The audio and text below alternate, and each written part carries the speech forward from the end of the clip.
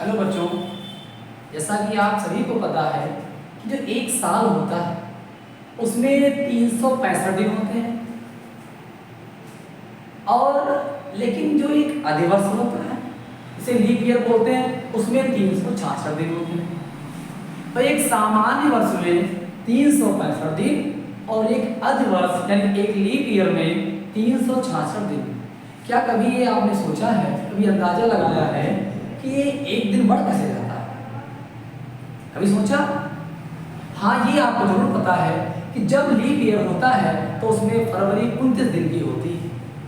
लेकिन क्या आपने कभी ये मंथन किया, क्या आपने कभी सोचा कि ये जो एक दिन एक्स्ट्रा आ जाता है ये कैसे आ जाता है? ये भी आपको पता है कि ये एक दिन जो एक्स्ट्रा होता है वो हर 4 साल के बाद होता है।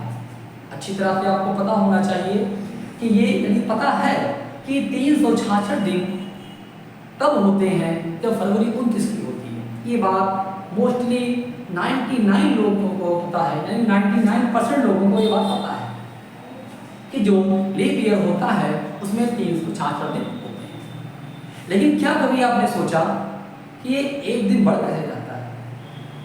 हाँ, अगर हमारा कोई वर्ष 366 दिन तब होते हैं जब कोई वर्ष, जैसे मान लीजिए 2020 था, अब 2020 था, उसके बाद बेटा 2024 था, तो 2020 यानी कि जो सन 4 से पूरा कट जाता है वो होता है आपका लीप ईयर, और जो नहीं कटेगा वो लीप ईयर नहीं होता है।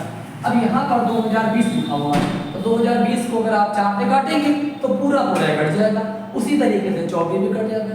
लेकिन क्या 22, 21, 23, अब जो इस वक्त 25 चल रहा है, क्या वो लीप ईयर है? तो ये लीप ईयर नहीं है, क्योंकि ये 365 दिन इसमें होंगे, क्योंकि इसका जो सन 2025 है वो बेटा पूरा 4 से कटेगा नहीं। तो यहाँ पर तो ये आपने ये सीखा कि 4 से जो कटेगा पूरा सन वो उसमें जो है वो लीप ईयर कहलाएगा, यानी 366 दिन होंगे।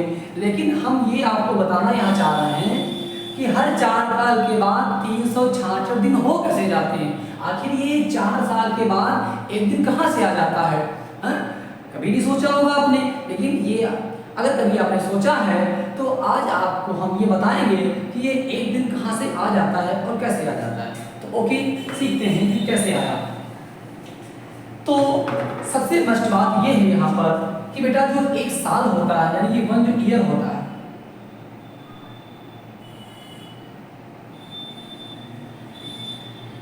उसमें 365 दिन तो होते हैं, लेकिन इसके साथ में बेटा 5 घंटे भी होते हैं, यानी कि 5 घंटे भी आपके होते हैं, और इसके साथ में आपके 48 मिनट और आपके 45 सेकंड, इतना टाइम एक्स्ट्रा होता है। ये जो 5 घंटे 48 मिनट और जो 45 सेकंड है, ये मान इतना होता है, यानी कि जो एक साल होता है उसमें केवल 365 दिन नहीं होते, बल्कि उसमें 5 घंटे 48 मिनट और 45 सेकंड भी होते हैं। तो कुल मिलाकर के हम ये कह सकते हैं बेटा कि जो एक साल होता है वो 365 दिन 5 घंटे 48 मिनट और 45 सेकंड होते हैं। अब क्या हुआ कि अगर राउंड फिगर की बात की जाए तो 5 घंटे 48 मिनट और 45 सेकंड लगभग में बेटा ये 4 घंटे बन जाता है। इसको हम लगभग में 4 घंटे मेजर कर सकते हैं, या 4 घंटे 100 मिनट का मान सकते हैं। अब क्या हुआ कि देखा गया कि अगर हम पहले साल की बात करें, फिर दूसरे साल की बात करें, फिर तीसरे साल की बात करें, फिर चौथे साल की बात करें, अगर पहला साल हमारा गुजर गया तो इसका जो अप्रॉक्सीमेट जो 6 घंटे का टाइम था वो बेटा यहाँ पर बच गया। प्लस उसके साथ जब दूसरा साल गुजरा तो बेटा इसके भी 6 घंटे बच गए। फिर तीसरा साल जब गुजरा तो बेटा इसके भी 6 घंटे बच गए। अब जब चौथा साल आया तो इसके भी 6 घंटे बच गए। तो अगर देखा जाए तो हर एक साल के 6 घंटे हमने बचाए।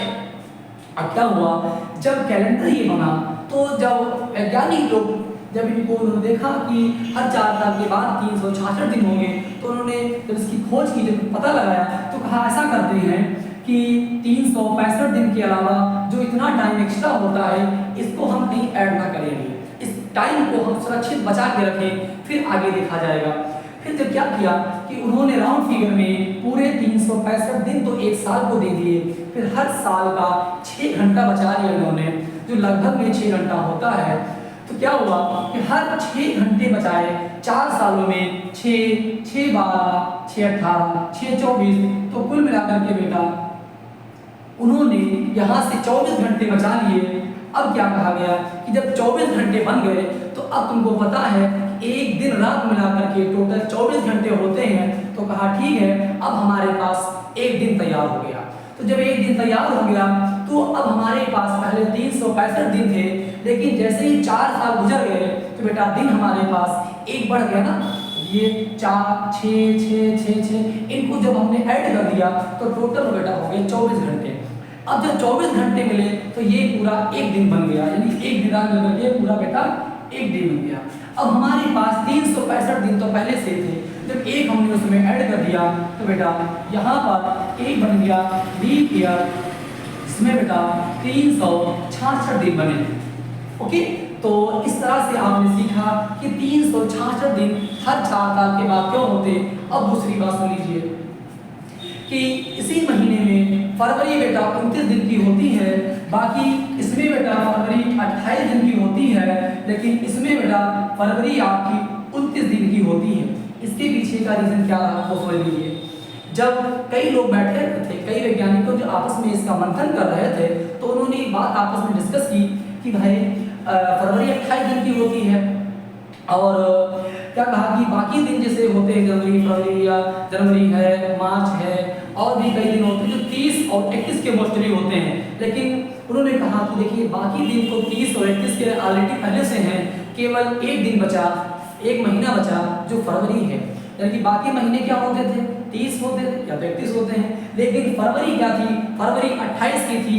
तो अब उन्होंने आपस में विचार किया, मंथन किया कि अब ऐसा करते हैं कि बाकी के बाद 30 और 31 दिन तो हैं, तो हमारे पास जो एक दिन ये बना तो एक दिन हम ऐसा कर दें जिस जो कम है हम उसको दे दें। तो फरवरी 28 की थी तो फरवरी को उन्होंने एक दिन दे दिया कि चलिए हमसे एक दिन ले लीजिए, तो उन्होंने उनको फरवरी को एक दिन दे दिया, तो बेटा फरवरी 29 की हो गई और बाकी के दिन 30 और जो 31 के होते हैं बाकी महीने वो तो उसी कंडीशन में रहे, लेकिन फरवरी बेटा 28 की होती थी।